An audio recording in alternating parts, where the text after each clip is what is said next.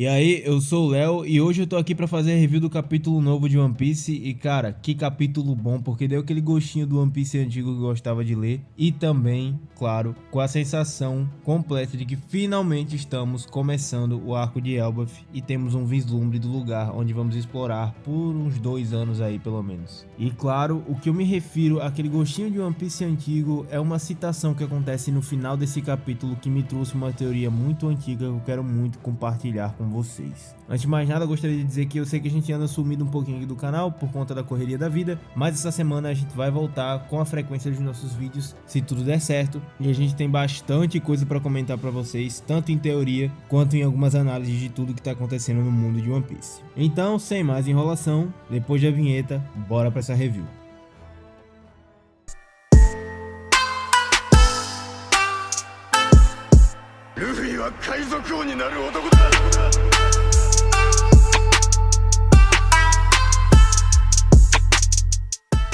Para início de conversa, como eu já falei, a gente tá com a sensação de que Elba finalmente começou, afinal o bando vai se reunir, estamos na ilha e por aí vai. Acontece que tem uma coisa que pra mim sempre chamou muita atenção, que é uma fala do Oda a respeito do Shanks, de que quando o Shanks aparecesse com muita frequência na história, estaremos perto do final dela. Bom, é isso que está acontecendo. Além da citação que temos no capítulo do Shanks, também levamos em consideração que o Shanks já apareceu diversas vezes desde o último arco até agora. E claro, eu não preciso nem explicar todo o envolvimento que o Shanks tem com Elbaf. Por que eu quero dizer isso? Porque estamos com o sentimento de que a obra finalmente está acabando. Só existia uma ilha ainda que faltava de todas as citadas até hoje a ser explorada, e essa é Elbaf, e finalmente estamos aqui. Óbvio, ainda tem Roadstar, que é uma ilha lendária, mas que aparentemente vai ser só um trecho de passagem, porque a única ilha que falta de fato conhecermos é Laugh Tale. Eu queria trazer essa observação muito também pelo fato de a gente aproveitar Elbaf como nosso último arco de aventuras. O Oda meio que já tinha falado sobre isso no arco de Wano, mas fica muito mais claro que Elbaf vai ser finalmente esse arco final pra gente entender e a gente sentir aquele sentimento de aventura que a gente tem com One Piece antigo. Isso se soma também com a finalização do capítulo tendo o trecho do Louis Arnaud, mas aí eu vou falar disso mais à frente, obviamente, né, sobre a teoria dele. De qualquer maneira, é muito curioso pensar que o início de um arco, de uma história que promete ser uma das melhores do mangá até hoje, é na verdade o prenúncio do fim de toda a história. Que maluquice, não? Ter essa sensação de que One Piece finalmente está caminhando para o seu final. Até sobre Shanks eu gostaria de fazer uma citação muito interessante. Shanks aparece aqui dizendo para os gigantes de Elbaf que eles deveriam guardar o nome do Luffy, o Luffy do Chapéu de Palha. É muito interessante que Colon, a criança Colon, tenha sido escolhida para introduzir esse capítulo e introduzir essa cena. Isso porque Colon é o nome de um símbolo de 2 pontos iguais. Ele serve no nosso português tanto para começar citações, como também em alguns casos é um símbolo para ser usado como igualdade, afinal são 2 pontos de mesmo tamanho. É interessante pensar também que anteriormente, capítulos atrás, já tinha se falado, já tinha se especulado pelos próprios personagens que Luffy, agora por ser um Yonkou, estava em pé de igualdade com Shanks. E o Colon, tendo esse nome e esse simbolismo, seu personagem que faz a transição entre a cena da memória do Shanks para o início da introdução do Chapéu de Palha no capítulo, já dá esse gostinho aí de que o Oda tá deixando essa dica, esse pé de igualdade entre o Shanks e o Luffy. Eu já falei, Shanks vai ser o antagonista do Luffy nesse arco, não vai ser o Loki, guardem o que eu tô dizendo. Uma coisa que me chamou a atenção nessa página também na memória do Shanks é o fato de que eles citam a Bifrost, que eles falam que é a ponte que leva eles, né, até o Arlong. E aí eu fico pensando, o Oda sempre foi um autor que gostava de fazer referências bem sutis, ou quando não tão sutis assim,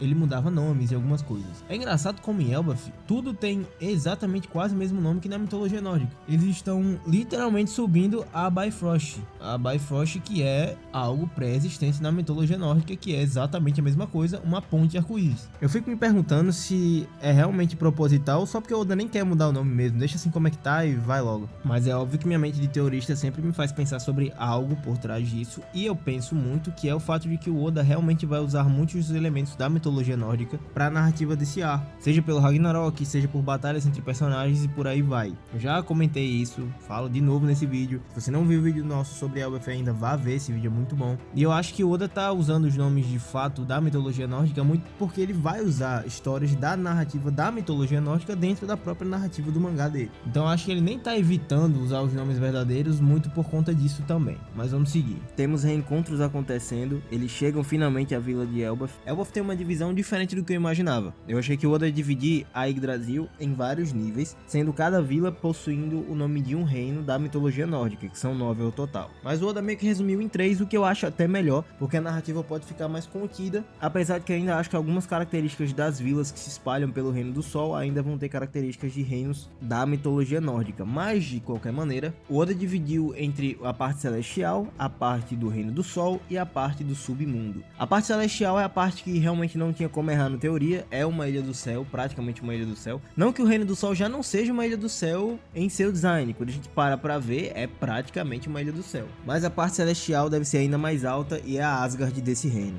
É muito possível, inclusive, que assim como o Warland tem um nome diferente de Reino do Sol, na parte celestial tem o nome de Asgard, já que o Oda, como eu falei no início do vídeo também, não tá dispensando usar nomes reais da mitologia nórdica pra colocar aqui dentro da história. De qualquer maneira, página dupla de encher os olhos, coisa maravilhosa, e ver o Luffy e o Sop emocionados olhando pra aquilo. Ai, é uma sensação de nostalgia que não dá nem pra explicar. Pra você que é leitor novo, isso aqui já deve estar sendo incrível. Pra gente que é leitor antigo e espera por isso por tantos anos, cara, ver aquele pequeno quadrozinho com aquele traço antigo do Oda, do Luffy e do Usopp comemorando que um dia vão pra Elbaf, meu amigo, que sensação incrível de se ter. Desse ponto em diante já começamos a narrativa, ou pelo menos a descrição da Terra dos Gigantes, a Nação da Guerra. É muito curioso porque ainda não vemos, pelo menos não entendemos o porquê Elbaf tem esse nome de guerra, afinal, só conhecemos uma grande guerra existente no mundo, óbvio, houve as menores, mas para uma nação ser chamada a Nação da Guerra, ela tem que ser realmente presente em diversas guerras, coisas que ainda não conhecemos sobre esse lugar. Óbvio, a cultura dos gigantes é uma cultura guerreira, mas a gente vai saber muito mais sobre essa história à frente, eu imagino. Essa narração vai seguindo e eu vou pegar a partir da página final para lê-la para vocês. A vegetação, a flora, os insetos, os peixes, todos os animais, são todos de tirar o fôlego. Aventureiros e viajantes, não lamentem o tempo que não volta mais. Entretanto, em relação a essa terra misteriosa e incrível chamada Elbaf, se eu puder escrever uma só coisa, gostaria que guardassem essas palavras em seus corações. Não fiquem aqui por tempo demais. Louis Arnaud, o aventureiro. Antes de tudo, eu queria comentar sobre uma coisa e algumas curiosidades que tem dentro desse capítulo antes de chegar de fato no Louis Arnaud. Tem uma coisa curiosa em relação às espadas do Zoro e o reino de Elbaf.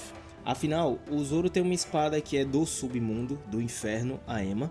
Ele tem uma espada que faz um jogo de palavras ali para a Terra do Sol, Sandai Kitetsu, ou Sundai Kitetsu, e o céu, que é o Ado Ishimonji. Será que o Zoro vai ter um grande papel de destaque nesse arco? Eu acho que é mais uma coincidência do Oda, pode ser mais questão de referência, e obviamente que os fãs do Zoro ficam malucos. Eu não sou Zoro Terd, mas reconheço que vocês são malucos quando se trata de teoria do Zoro e o que ele vai enfrentar, o que ele vai fazer. Então pode ser que realmente tenha algo relevante em relação ao desenvolvimento do personagem dentro do arco. Ainda duvido, acredito que pode ser só uma referência do Oda mesmo, mas muito legal observar isso aqui. Para todos os efeitos, naquele grande vídeo de Elbaf, eu fiz uma teoria a respeito da parte celestial, a parte mais alta que seria Asgard.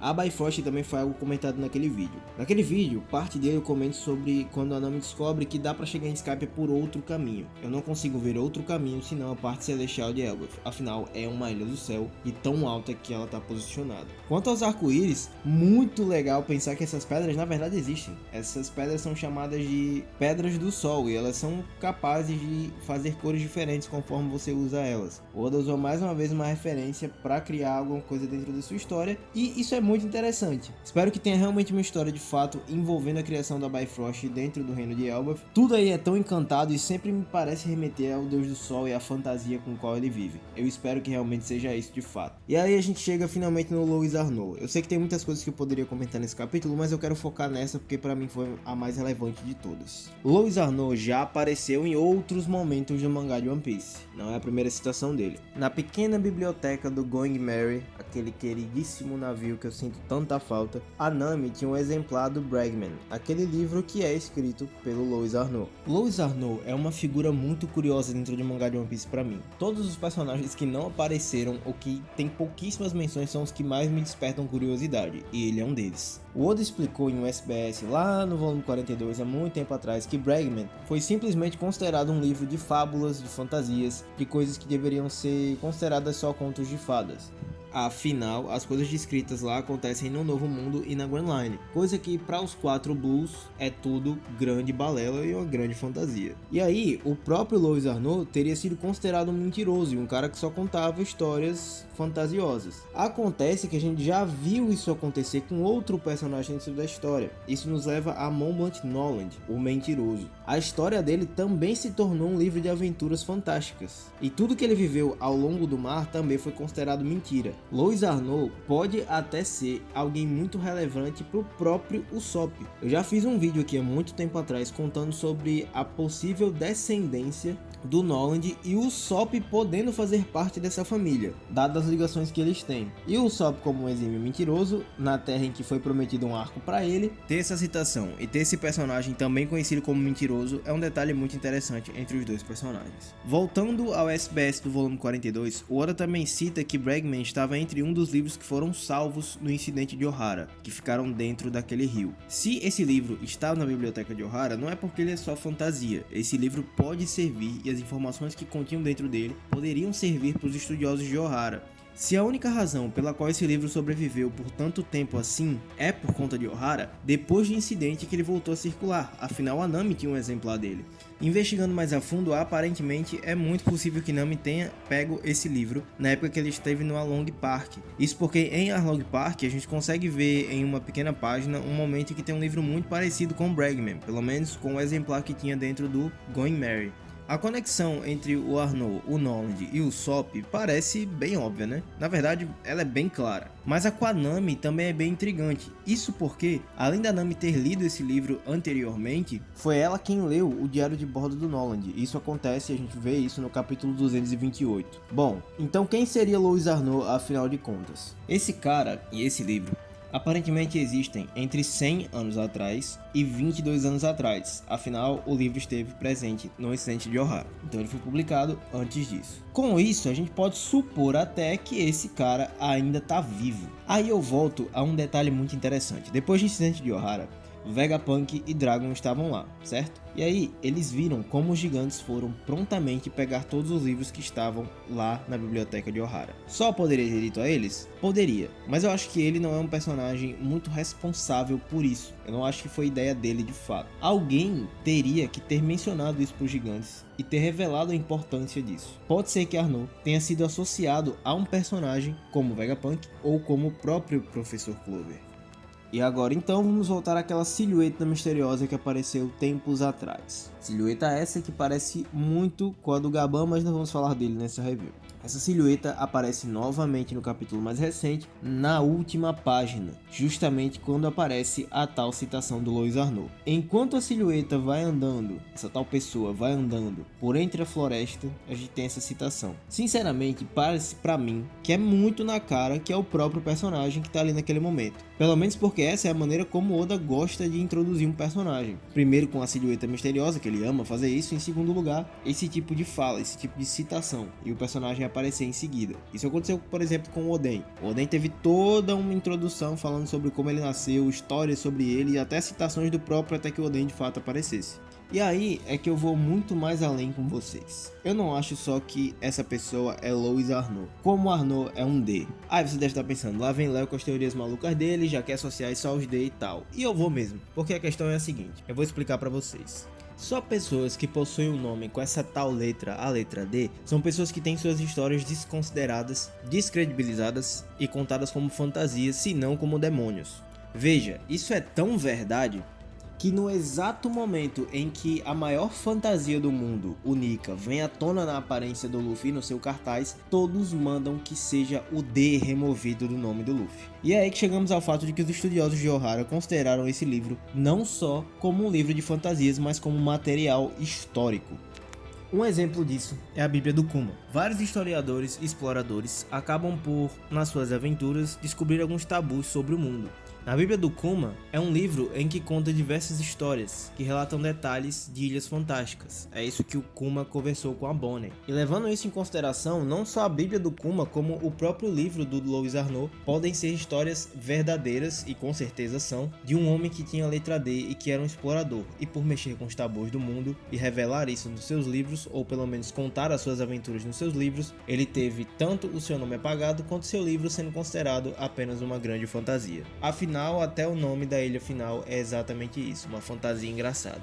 De qualquer maneira, pode ser que Arnaud esteja vivo, seja justamente a silhueta que aparece no fim do capítulo e em capítulos passados, seja também o homem que estava com Crocus e ele conhecia os Piratas Roger, e imagina aquela cena do Crocus e do Arnaud agora, os dois conversando sobre todas as histórias que eles viveram no Novo Mundo. E tem um detalhe mais interessante quanto a isso.